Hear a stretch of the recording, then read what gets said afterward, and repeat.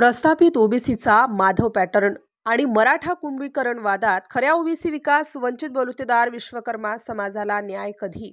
OBC आरक्षणाचे खरे हक्कदार असलेल्या विश्वकर्मा बलुतेदारांच्या न्याय हक्कासाठी आझाद मैदानावर लक्षवेधी आंदोलन. दिनांक 28 ऑक्टोबर मंगळवार रोजी आझाद मैदान मुंबई येथे लक्षवेधी आंदोलनाच्या माध्यमातून राज्यातील ओबीसी विश्वकर्मा बलुतेदार समाजाच्या आरक्षण व 40 वर्षापासून प्रलंबित मागण्यांवर शासनाचे लक्ष वेधण्यात आले. मंडल आरक्षणाच्या अंमलबजावणीनंतर मागील 30 वर्षांपासून ओबीसी आरक्षणातील मायक्रो ओबीसी बलुतेदारांच्या विश्वकर्मा समाज बलुतेदार घटकांच्या पर्यंत आरक्षणाचे लाभ पोहोचले नाहीत. आजवरच्या कोणत्याही सरकारने आरक्षणाचे सर्वेक्षण व पुनर्रचना या कायदेशीर बाबींची अंमलबजावणी केली नसल्याने ओबीसी आरक्षणाचा लाभ हा संख्येने प्रबळ व राजकीय प्रस्थापित असलेल्या मोजक्याच जातींना झाला. मंडल आरक्षणाच्या निकषानुसार खरे हक्कदार असलेल्या पारंपरिक बलुतेदार घटनांना विकासाच्या प्रवाहात आणण्यासाठीचे कोणतेही धोरण राज्यकर्त्यांनी अवलंबिले नाही. मराठा समाजाच्या आंदोलन व सरकारच्या धोरणामुळे सध्या राज्यात 2 कोटी मराठा समाज ओबीसी मध्ये दाखल झाला आहे. तर आरक्षणाच्या मुद्द्यावर राजकारण करण्यासाठी स्वयंघोषित ओबीसी नेत्यांमध्ये स्पर्धा रंगली आहे. आरक्षणाच्या मुद्द्यावरून जो जातीय द्वेषाचा संघर्ष उभा केला आहे याचे सर्वाधिक परिणाम हे गावगाड्यातील बलुतेदार अल्पसंख्याक समाजावर होत आहेत. ओबीसींच्या नावावर होणाऱ्या सभेमध्ये केवळ दारिद्र्य दाखवण्यासाठी सुतार, लोहार, न्हावी, कुंभार, धोबी या लहान लहान जातींचं नाव घेतलं जात असलं तरीही स्वतःला ओबीसीचे नेते म्हणून घेणाऱ्या व प्रत्येक सरकारमध्ये सहभागी असलेल्या राजकारण्यांनी बलुतेदारांच्या आर्थिक महामंडळ, शैक्षणिक सवलती व सामाजिक न्यायासाठी कोणतीही भूमिका घेतलेली नाही. तर ओबीसी आरक्षणाचे खरे हक्कदार असलेल्या विश्वकर्मा समाज बलुतेदारांना गृहीतच धरले जात आहे. प्रमुख मागण्या: महाराष्ट्र शासनाच्या महाराष्ट्र मागासवर्ग कायदा 2005 नुसार ओबीसी 27% आतच 5%चा वेगळा उपवर्ग तयार करून विश्वकर्मा बलुतेदारांना हक्काचे आरक्षण देण्यात यावे. विश्वकर्मा बलुतेदारांच्या व्यावसायिक व कौशल्य विकासासाठी सारथी महाज्योतीप्रमाणे विश्वकर्मा कौशल्य विकास व प्रशिक्षण संस्था स्थापन करण्यात यावी. ओबीसी विभागांतर्गत विश्वकर्मा बलुतेदारांसाठीच्या उपकंपनी आर्थिक विकास महामंडळाचे संचालक प्रतिनिधित्व व 200 कोटी रुपयांचा आर्थिक निधी देण्यात यावा. असंघटित कामगार सामाजिक सुरक्षा अधिनियमानुसार पारंपरिक कारागिरांसाठी विश्वकर्मा असंघटित कामगार मंडळ स्थापन करण्यात यावे. राजकीय प्रतिनिधित्व नसलेल्या व अल्पसंख्याक असलेल्या बलुतेदार समाजासाठी विधान परिषदेत प्रतिनिधित्व द्यावे. आज आंदोलन इथं आझाद मैदानमध्ये घेणार आहात, या घेण्यामागचा उद्देश काय आणि काय मागणी आहे आपली, त्याबद्दल काय सांगा? हे बघा, ज्याला आम्ही 12 बलुतेदार म्हणतो त्यालाच माननीय पंतप्रधानांनी नाव दिलं आहे विश्वकर्मा समाज.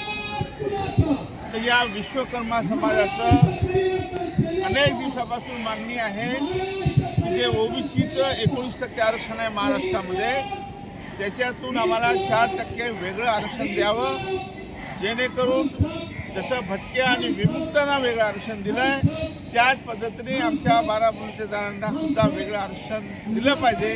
यासाठी आज हे आंदोलन आझाद मैदान मुंबई येथे होत आहे. हे मागणी जर पूर्ण केली नाही सरकारने या 8 दिवसामध्ये तर आम्ही हे तीव्र आंदोलन पूर्ण महाराष्ट्रात करू आणि हळूहळू देशभर आमचा विश्वकर्मा समाज आहे, देशभर सुद्धा हे आंदोलन आम्ही नेण्याचं राहणार नाही.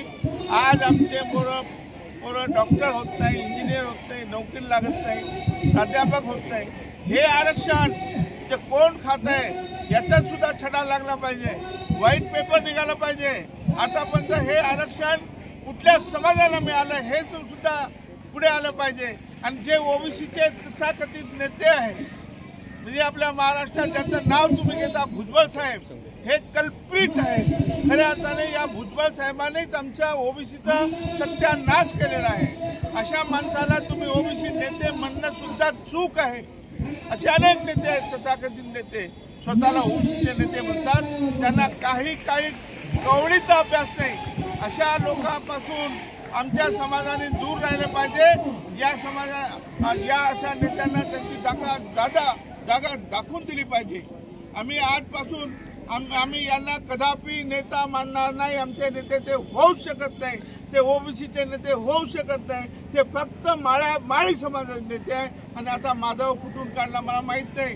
पूर्वी माधवचा प्रयोग झाला, तुम्ही जर परत माधव काढला, माधवराव तर तुम्हाला धडा शिकवल्याशिवाय आम्ही राहणार नाही। समाजामध्ये भेदभाव करून या महाराष्ट्रामधलं जे वातावरण होतं ते भाऊबंदकीचं वातावरण होतं, खेड्यामधल्या वातावरणाचा तुम्ही तर सत्यानाश करून ठेवलेला आहे। फुले शाहू आंबेडकरांचं नाव घेण्याची तुमची खरं लायकी नाही आहे। अशा नेत्यापासून दूर राहावं आणि या नेत्यांना पहिल्यांदा आम्ही धडा शिकू, नंतर आम्ही सरकारला शिकू। सरकारला इशारा काय द्याल आणि सर कोणाची भेट घेणार आहात का? सरकारला माझा इशारा आहे, एवढे दिवस आम्ही सहन केलं, आता ताबडतोब आमच्या शिष्टमंडळाला वेळ दिला पाहिजे, त्यांच्याबरोबर चर्चा करायला पाहिजे आणि आमचे प्रश्न ताबडतोब सोडवायला पाहिजे, नाहीतर हे आंदोलन उग्र करू, तेज करू, देशामध्ये घेऊन जाऊ। सरकारकडे मात्र लक्ष देत नाहीये, काय सांगाल? हे बघा, आझाद मैदानावरती इतिहासात पहिल्यांदा अशा काही घटना घडायला लागलेल्या आहेत। महाराष्ट्रामध्ये मधल्या काही काळापासून मराठा विरुद्ध ओबीसी असं एक वातावरण तयार केलं चाललं होतं आणि यामध्ये भाषणात नाव घेत असताना ओबीसीमध्ये फक्त 12 बलुतेदारांचे नाव घ्यायचं, म्हणजे कुंभारावर अन्याय झाला, सुतारावर झाला, नाभिकावर झाला असा भाषणात उल्लेख करायचा। पण खऱ्या अर्थानं ह्या 12 बलुतेदार घटकांना आजपर्यंत राजकीय आणि सामाजिक न्याय कधी मिळालेला नाही। जे ओबीसीचे नेते म्हणून स्वतःला म्हणवतात, ह्या ओबीसीच्या नेत्यांनी 12 बलुतेदारांना त्यांचा वाटा दिलेला नाही, त्यांचा हिस्सा दिलेला नाही। या भावनेतून ओबीसी समाज बांधवांनी आणि 12 बलुतेदार विश्वकर्मा समाज बांधवांनी इथं एक आंदोलन आपलं सुरू केलेलं आहे आणि ह्या आंदोलनाला मराठा समाजाचा एक घटक म्हणून, मराठा समाजातला एक आंदोलक म्हणून, आरक्षणाचा एक अभ्यासक म्हणून आम्ही इथं उपस्थित आहोत। सन्माननीय हरिभाऊ राठोड साहेबांनी एक फॉर्म्युला महाराष्ट्राच्या समोर विचारासाठी ठेवलेला आहे आणि त्या फॉर्म्युलावरती खऱ्या अर्थानं ओबीसी असतील, मराठा असतील, ह्या दोन्ही समाजातील नेत्यांनी आपले विचार केला पाहिजे आणि याच्यातून तोडगा कसा काढता येईल याच्यावर आपण कुठेतरी बसलं पाहिजे। आणि यासाठी आम्ही YB चव्हाण सेंटरला एकदा ओबीसी आणि मराठा ऐक्य परिषद घेतली होती। त्याच्यानंतरही आम्ही महाराष्ट्रात पुसदला हरिभाऊंच्या इकडे जरांगे पाटील आणि हा असा एक करायचा आम्ही प्रयत्न केला होता, पण ना जरांगे पाटलांना त्यावेळेस महत्त्व कळालं, ना ओबीसीच्या नेत्यांना कळालं। पण जर खऱ्याच अर्थानं महाराष्ट्राच्या समाज मनाला आपल्याला एक चांगला आकार द्यायचा असेल, आपल्याला सगळे समाज एकत्र ठेवायचे असतील तर याच्यावर तोडगा काढणं गरजेचं आहे। आणि म्हणून 12 बलुतेदारांना त्यांची जी काय मागणी आहे, आम्हाला वेगळं सब कॅटेगरायझेशन करून आरक्षण द्या, ते आरक्षण दिलं पाहिजे, ह्या भूमिकेत सकल मराठा समाजाच्या वतीनं आम्ही आहोत, त्यात काही शंका नाही। पण जे काही त्या 19 मधनं खाली 12 स्टार न्यूज ब्युरो, नाशिक।